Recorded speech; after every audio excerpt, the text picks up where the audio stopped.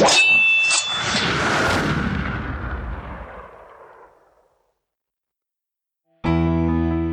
have to say, like, filmmaking is teamwork.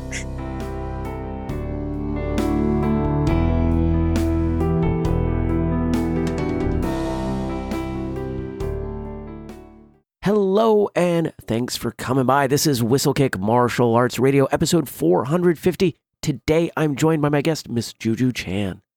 I'm Jeremy Lesniak, your host on the show, the founder of Whistlekick, and I love the martial arts. And that's why we do what we do, and you can see everything that we do at whistlekick.com. There's a store there, and if you make a purchase, it supports the show and everything we've got going on. And you can use the code podcast15 to save 15% on your purchase. If you go to whistlekickmartialartsradio.com, you're going to see a whole bunch of stuff, every episode we've ever done, as well as transcripts, photos, videos, links to guest websites and social media and email addresses and all kinds of cool stuff. We do our best to make sure that the show notes add to the show and aren't just simply a list of things that you're never going to care about.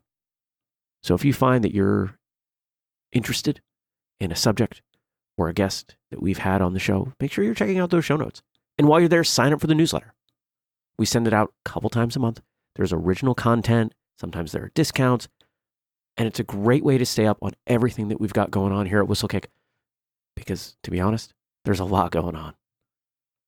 Not the least of it, this show, which we release twice a week. And why? We release Martial Arts Radio because the goal here at Whistlekick is to connect and educate and inspire martial artists of the world. And if we do that just for one person each episode, it makes it worthwhile.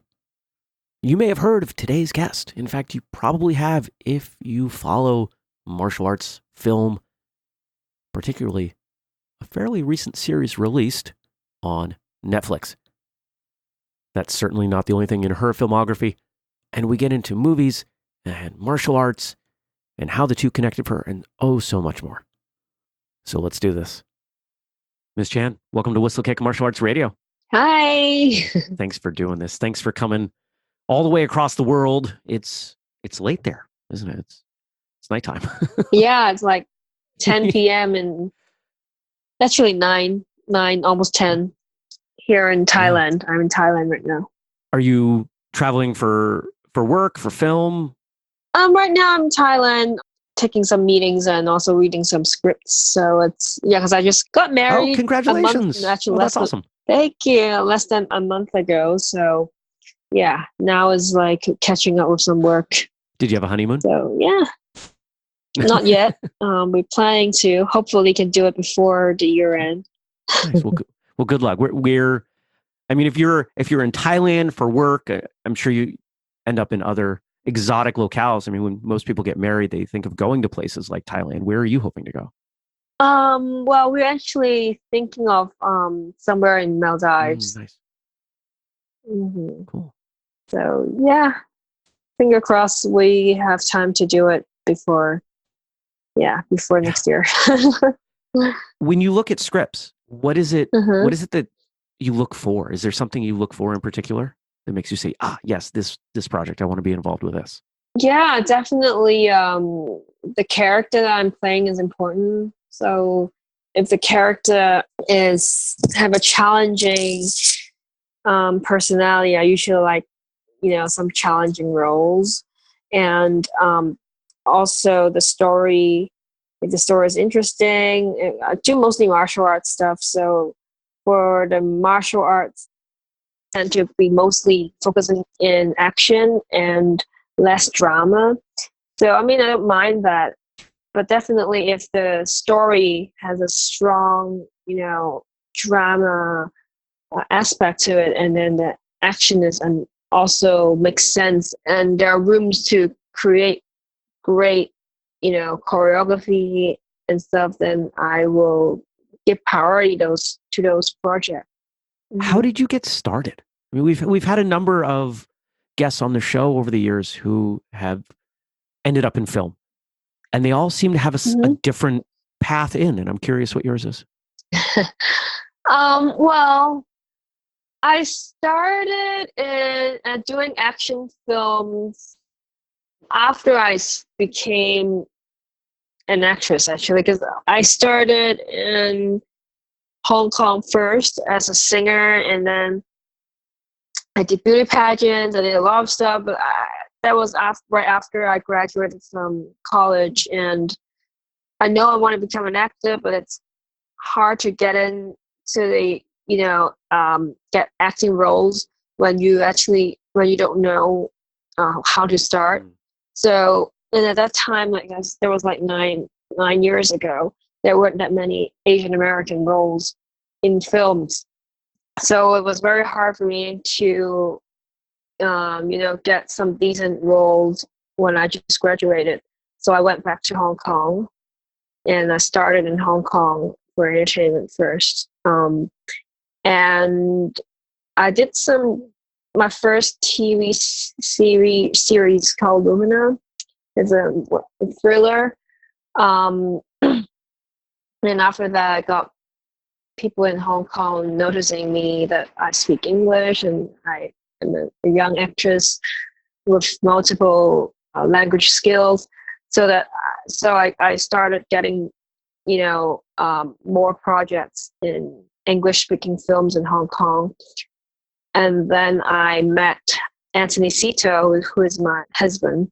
At that time, he gave me some very good advice, saying that a lot of young girls or young actors, when they first started, of course, they would try, different roles, but to position yourself different from others are very important. And he knows that I do martial arts, but at that time I didn't really put my martial arts skill out and tell people that, oh, I'm a martial artist, and I would do action films, all that, because 9 years ago, like an action female wasn't really a big thing, especially in Asia. They all has this. People have this perspective of young actress to be, more like a model, a Barbie doll, very pretty looking and feminine. So at that time, I was trying to hide my martial arts skills because I think it will make people think that I'm too tomboyish or too masculine and all that. But then Anthony told me, like, you have these amazing skills, martial arts skills, and there aren't any real action female in the new generation. You should definitely, focusing in branding yourself as, using your martial arts skills with your acting. And I was like, oh yeah, what a great suggestions. And so I took his advice and started, letting people know that I have this action side of me, and he was right. And very quickly, I branded myself as the action girl, and a lot of action roles started. Like when people think about having a strong female or having like a kick-ass girl, they will come to me and ask me to read for it. So now people know that I'm the action girl, and I've been doing a lot of action films, which is great. That's how I started. You sound happier talking about that. I'm guessing that it feels a lot better to be you and to seek out these roles that encompass all of who you are as a person, as a martial artist, rather than part of who you are. Well, I definitely think, well, martial arts is always in me since I was a kid. I started when I was 10 years old. I started in judo. I started learning martial arts because of action films, because my father loved watching action films when I was a kid. I watched Jackie Chan, Donnie Yen, Jet Li, all these amazing action stars on TV with my father. So I would copy all their moves. Like when Jackie Chan was jumping from buildings to buildings, I'll be jumping from tables to coffee tables and break a lot of stuff at home. So, and then when I saw a clip from Bruce Lee doing nunchucks, I was so fascinated by his nunchuck skills. So I made my own pair of nunchucks with shoelaces and rulers, and then just keep, copying the moves. So it was because action films made me started learning martial arts, and also because there, I always loved performing since I was a kid, but I just didn't imagine myself being an action star when I was a young kid. I just know I love action and I would just copy the moves. But I know that being an actor is so far away because I don't know any, like, I don't have any family members or friends who are in the entertainment industry. So I've been brought up knowing that I should do something, like an office job when I graduated, or something more business, in the business field, because that's what my parents are quite traditional. So they yeah, that's why I didn't like go to film school when I was, or drama school when I was in undergraduate. I actually did it afterwards, because I feel like I fulfilled what my parents want me to do. I did a very traditional way of, studying, doing business or science, but after that, I feel like I want to try something that I actually always have passion in. So for graduate school, I tried and see if, NYU would accept me, and they did, and so I started my film and TV and arts route after my undergraduate, and I was glad that I have that chance to learn from really good teachers when I was in Tisch, and also have different opportunities to collaborate with people in film industry, and started to find a way to keep doing something I have passion in. I think doing something you have passion in is very important. And I'm very glad that I found my passion and can pursue it. And what do your parents think about this, about your career now? At first, they are a bit skeptical and not fully supporting, because they think being an actor or in the entertainment industry is very risky, and it's not stable. And of course, there are a lot of rumors in the entertainment world that outside people will think, oh, you have to do this and do that in order to get a role and all that. But because my parents doesn't really know a lot about the entertainment industry, so I understand why they want to protect me and try to see if I can do something else instead of pursuing acting. But I've been working my way and had a lot of great mentors that guided me in this industry, and I'm very grateful for meeting all these teachers and mentors I had. And so now my parents saw some of my films and saw that I'm a real, I'm serious in pursuing acting. I think they're more supportive now, because they saw some results from my recent films and projects that have been coming out. They're becoming my biggest fan right now, so I'm very happy. Yeah, to get their support. Yeah, it's got to be a great feeling. Thanks. When you look at the roles that you've taken, Mm-hmm. Who have you played that is closest to who you are?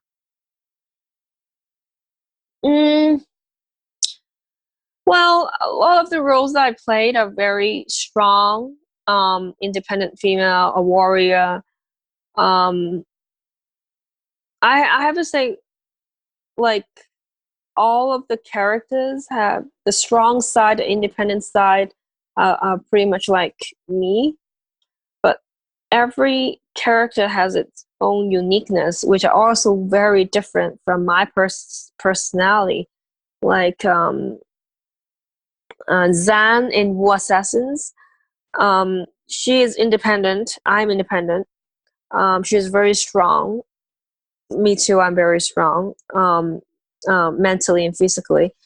But the way that Zan was brought up and all the stories behind her made her became the bodyguard, and in this triad society, being a strong female, and the things that she went through, are totally different from my personal experience. So that's actually, I love that,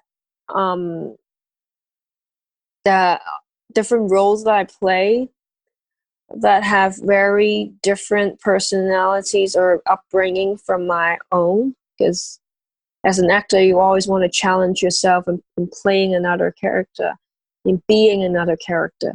But of course, my physical side and my strong, um, uh, independent female character is always gonna be there for these kind of roles. Um, so if you ask me which particular role is very similar to mine, I won't say there is any roles that I played was exactly like me. Yeah, because I'm really creating a new character that is very different from me in some way. Sure. Mm-hmm. Tell us about your early days in martial arts. You said you started young. You started with judo, and I've seen some photos. You definitely have spent some time with Taekwondo. So tell us about those early Mm-hmm. pre-film days of training.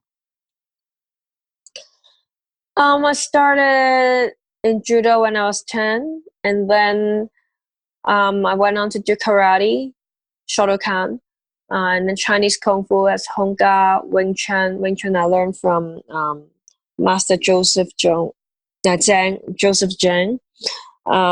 He's a great Wing Chun master. And actually, I learned my proper nunchucks from him as well, because I self-taught nunchuck since I was a kid. But then every time when I see some masters who are also very good in nunchucks, then when I meet them, I'll actually grab them and ask them to show me some tricks and ask them to help me improve my nunchuck skills. And then after the wushu and Wing Chun, I also went on to do Taekwondo. After I got my black belt in Taekwondo, I got selected into the Hong Kong ITF national team, representing Hong Kong for World Championships and Asia Championships and China Open Championships. And then while I was doing Taekwondo, I also got scouted to do Thai boxing for a gym in Hong Kong, and I was being coached by one of the champion in Hong Kong. So I also fought for Hong Kong in Muay Thai for for a while, and now as I'm doing more films, I also learn different forms of martial arts from different fight choreographer, action choreographer. Like recently in Wu Assassins, I did Silat. I learned Silat from Eco UI's team. Yeah, so Silat and also Filipino martial arts. Yeah, I love learning different kinds of martial arts. I think as an action actress, you always need to keep up your skill level and also keep learning different forms, different styles, because then I can bring different styles to different characters, and different films will have very unique choreography, and I won't like just do one style for all my characters. I like for every character I play, I want it to be different from the one that I played before. So the more discipline, the more styles of martial arts I know, the easier I can, use different style into different characters. Cool. Talk about the new project. Talk about the Wu Assassins project and how that happened and what it's been like working on that team. Wu Assasins is an amazing TV series that I've worked on, because it's a lot of the cast and also our action team are really top martial artists.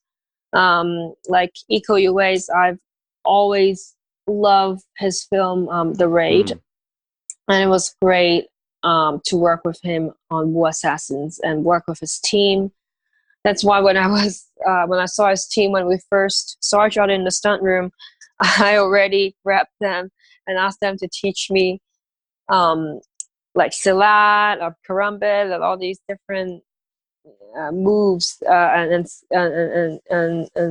that their own style that they have. It's so unique, and it's so great on camera as well. So I make use of all the time that I have during filming and on set and off set, asking them to teach me their style.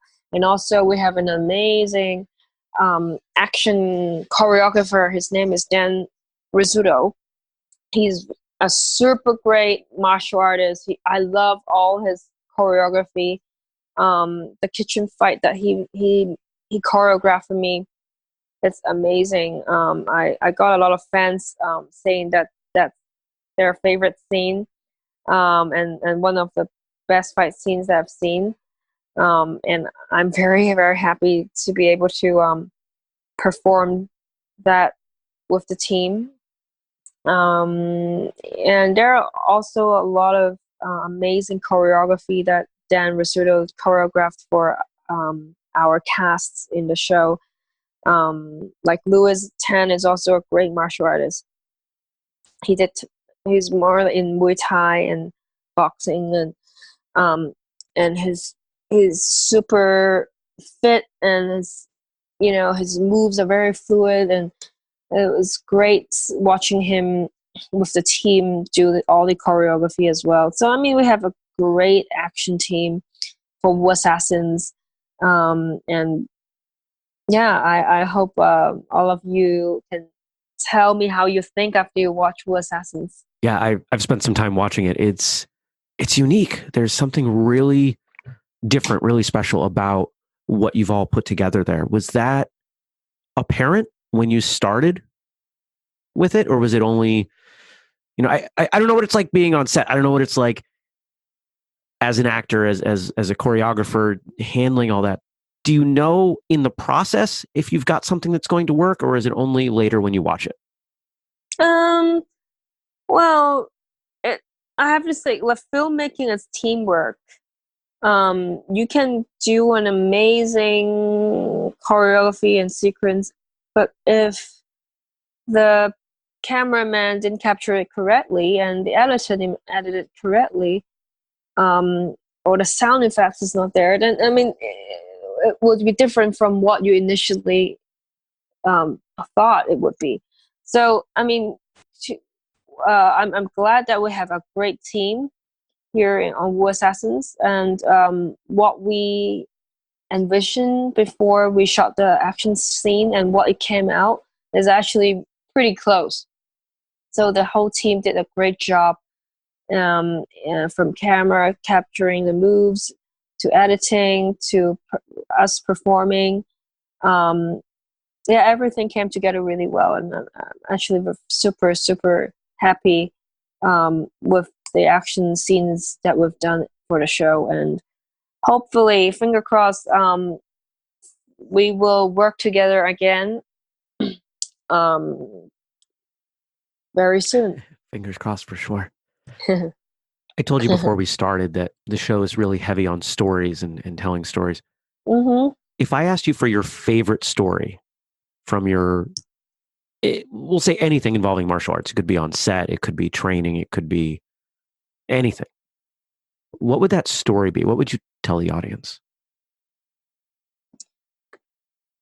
Tell a story.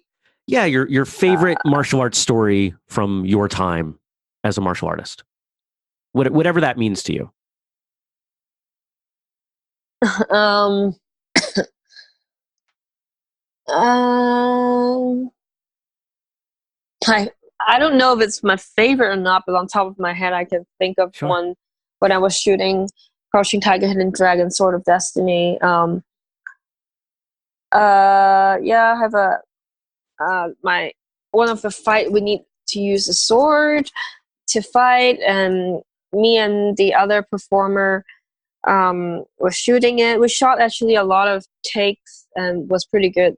And then right when we did the last shot, just for safety, to do one more take, that's when I got injured. Oh, Um, yeah, like because we did it for many times and many hours already, and then maybe because it's the last take, my the other performer might be tired. I don't know why, but she threw the sword earlier than like before I finished the move before, and so the sword actually hit right into my eye.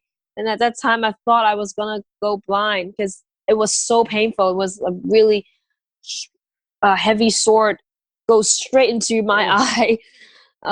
Yeah, so I got a huge bruise and I couldn't see for 10 days. I really thought I was gonna go blind, and luckily I didn't. But I couldn't see for 10 days, and yeah, I had a huge bruise. And it was funny because that was the martini. That was the very last take.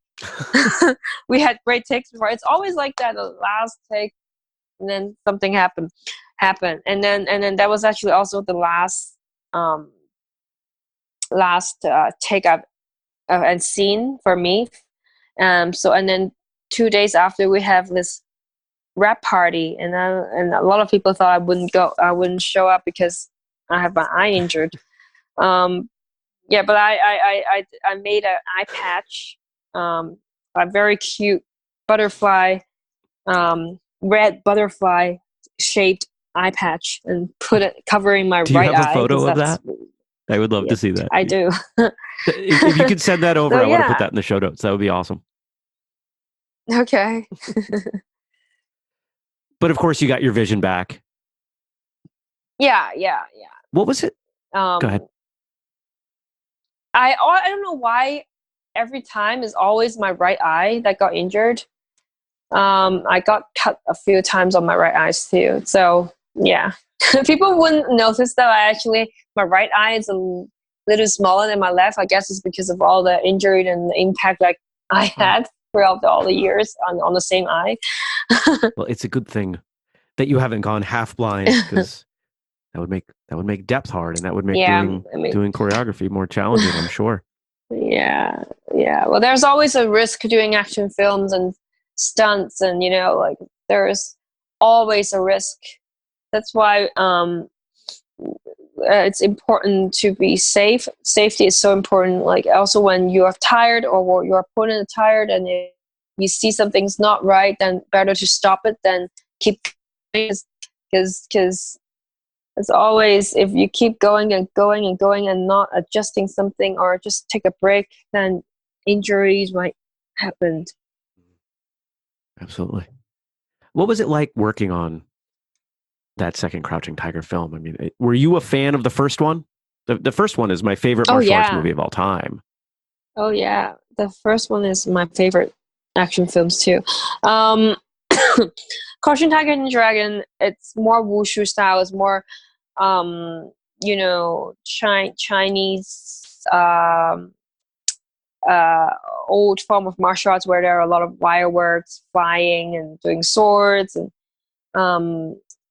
the moves are very um, how to say looks like a dance. It's really pretty, and but also, of course, also with force and all that. So it's a really different style from Western action film and action style. Uh, I actually was very happy to be able to be in a part of Crouching Tiger too, because um, I mean, Crouching Tiger 1 is my favorite film, and being able to do the sequel, and also with Michelle Yao, Donnie Yen, it's a great experience. They're a great actor, they're great martial artists, and being able to work with them, I learned a lot. And also, we shot in New Zealand. New Zealand is a fabulous, it's a gorgeous place to film, and we were there for I think 4 months. Was it a little bit more than 4 months? So I was totally enjoying New Zealand. I would love to go back again. It was so nice.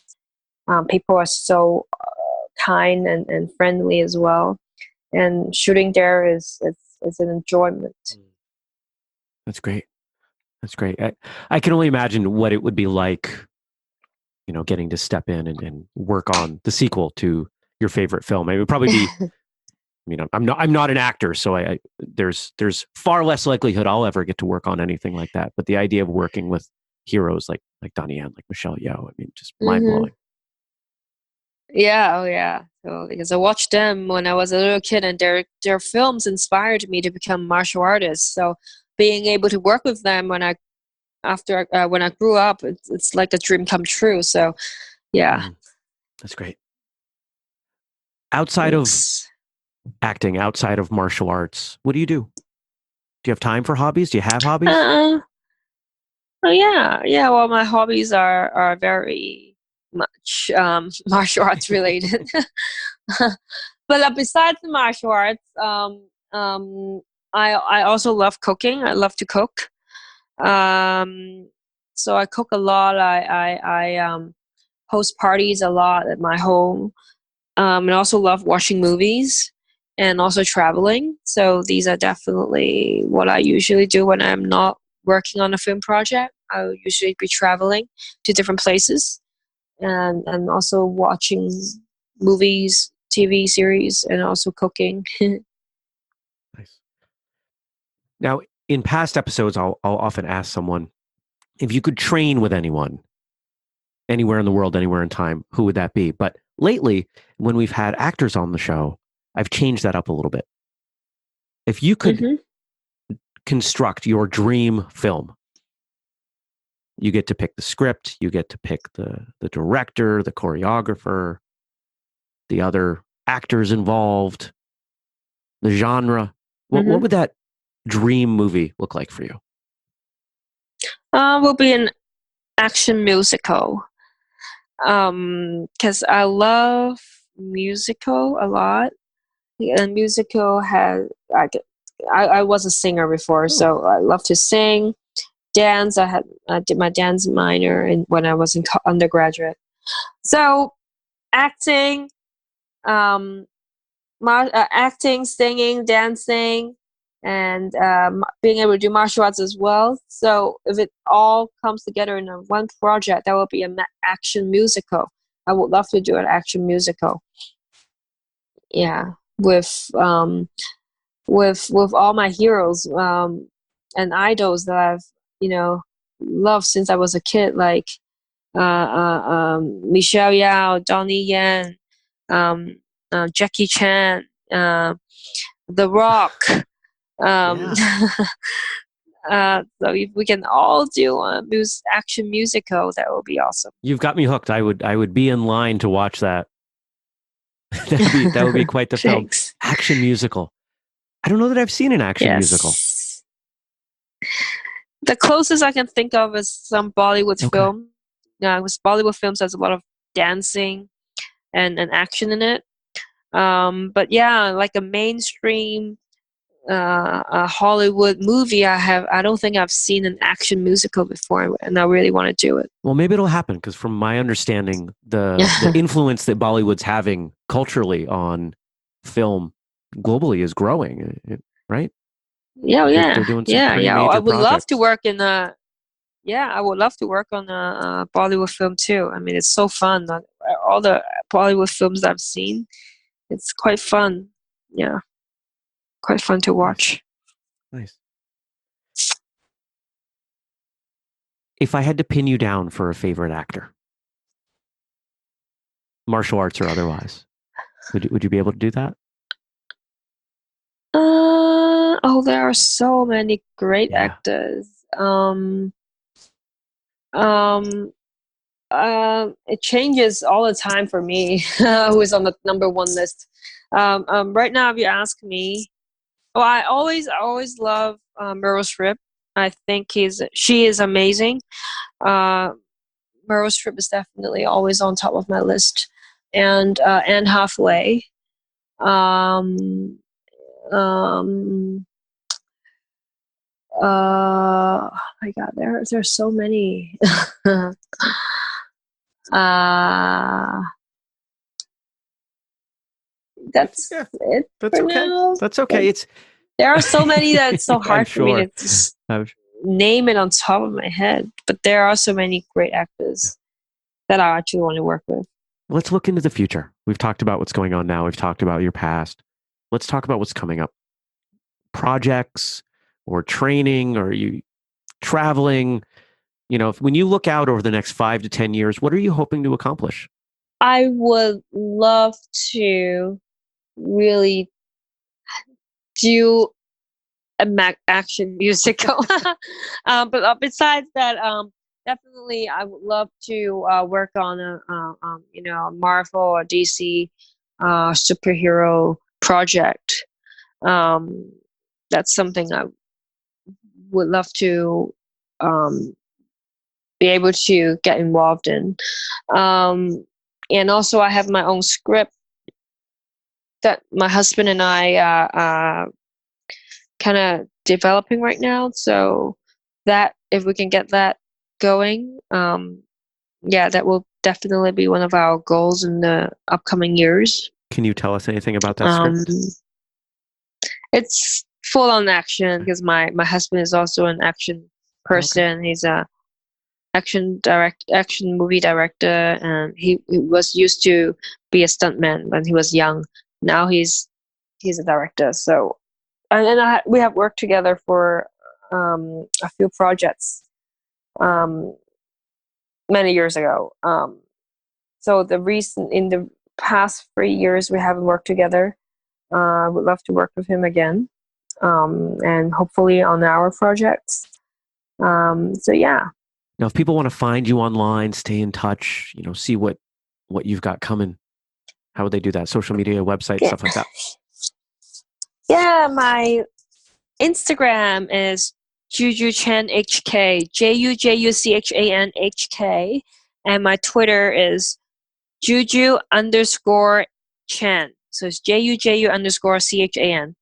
And my Facebook is just JuJu Chan. That's my Facebook page. Nice and easy. We'll make sure we link that for everybody. Yay! So, cool.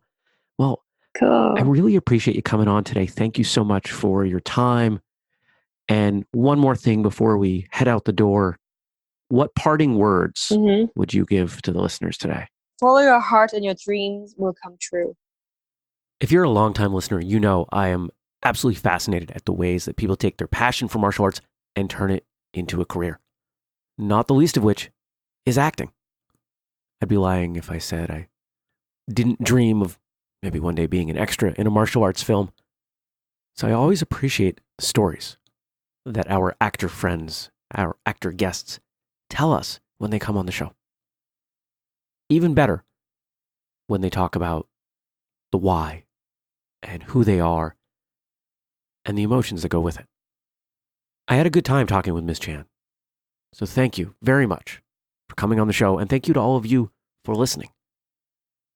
Head to whistlekickmartialartsradio.com. Check out the show notes. See the photos. See everything that she has going on.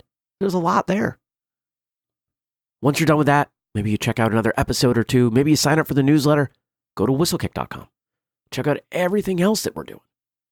And pop into the store. Use the code podcast15. Get yourself a new shirt, maybe a uniform or some gear, and save yourself 15% while you're doing it. If you want to help us out, and I hope you will, there are a number of ways you can do that. You can leave us a review in iTunes, Google, Facebook, all over the place. Of course, you could make a purchase. You could share episodes. Anything that you do that helps support Whistlekick and this show is greatly appreciated. If you want to leave us a suggestion for a future guest or a topic, there's a form at whistlekickmartialartsradio.com to do just that. And if you want to follow us on social media, see everything that we've got going on, a lot of original content coming out on our social media as well. We are at Whistlekick everywhere you could imagine.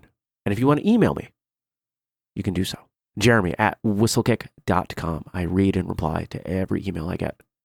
Not sure how long I'll be able to do that. It's getting tight, but until I can't, I will. I hope you've enjoyed today's episode, and I'll see you back here soon. Until next time, train hard, smile, and have a great day.